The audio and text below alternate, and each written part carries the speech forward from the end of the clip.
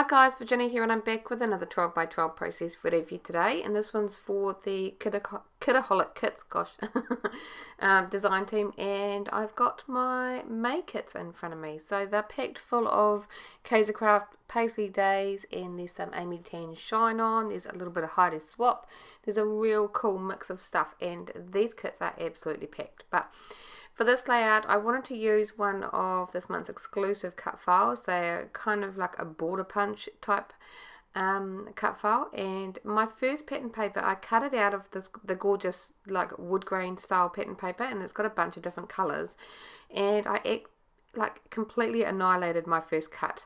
I went to use my normal cut settings on my Cameo, and it just chewed it to pieces. This paper, the Kaisercraft paper, is a lot thinner than normal, and for some reason it just was not agreeing with my Cameo. So I did a few test cuts, and I ended up coming up with slowing the speed right down to 1. That was the slowest it can go, and using the pattern paper, I think it was 65 pound setting, and I didn't change anything else. I think that the speed needs to be slowed down incredibly, so that's what I did, and it came out a lot better this time. So we've kind of skipped through. I cut a heart out of white cardstock because I originally wanted to layer these scallops up and layer them under that heart and have that heart on top, but because I had ruined an entire sheet of paper by not doing a test cut, I didn't have enough scallops, so I gave up on the heart idea, and I ended up with just spreading them out along basically the entire background of a white bit of cardstock. So that's what I've done there. I've lined them all up.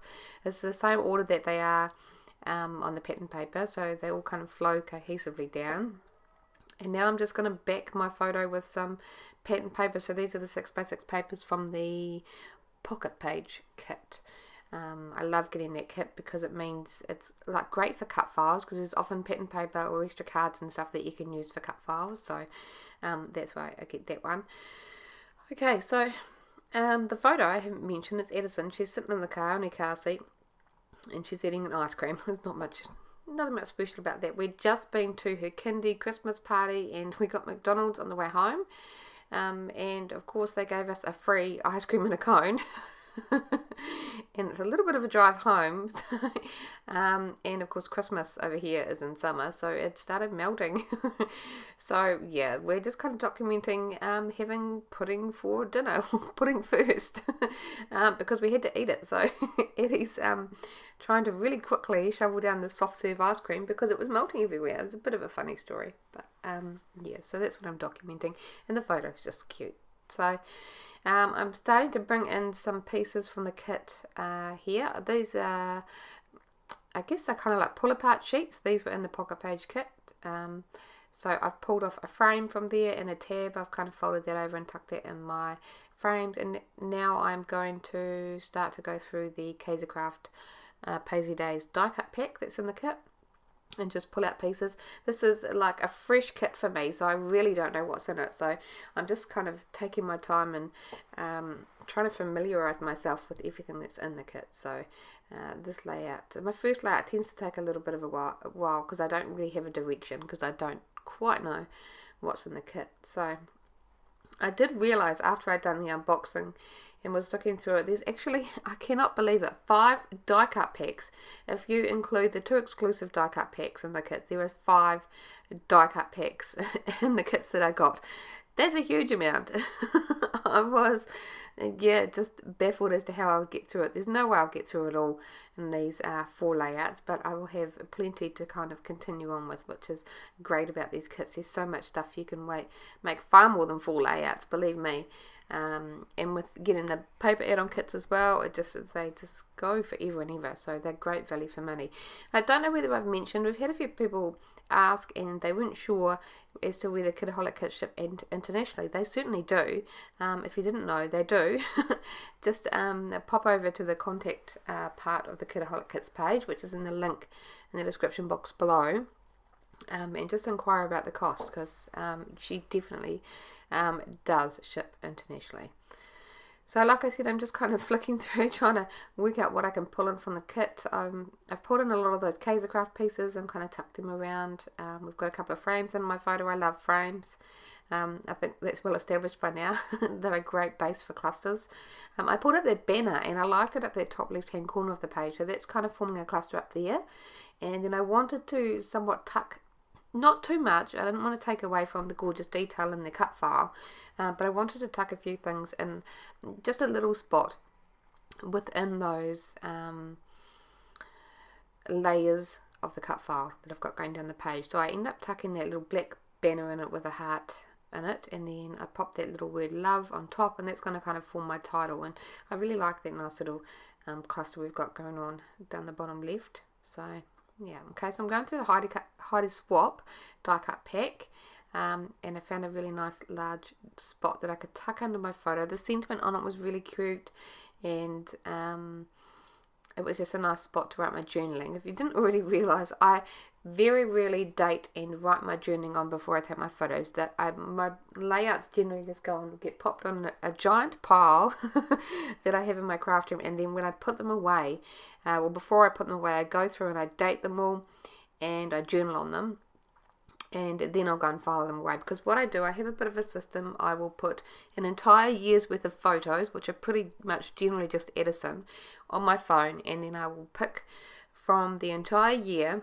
just whatever photos kind of strike my fancy. So I'm kind of confining myself to a 1 year period, but I have the flexibility of choosing what photos I want to scrap. So I will pretty much just scrap them for a whole year, just picking and choosing. I will print my Canon selfie, and that's kind of my system. And then by the end of the year, I should have theoretically scrapped them all, and then I can go through and, like I said, date and journal on them and then file them away. So that's kind of my random system, but it works for me. It gives me a bit of flexibility and variety, but I'm still very clear and kind of know where I am in terms of what I've still got to scrap, if that makes sense. So it's somewhat systematic.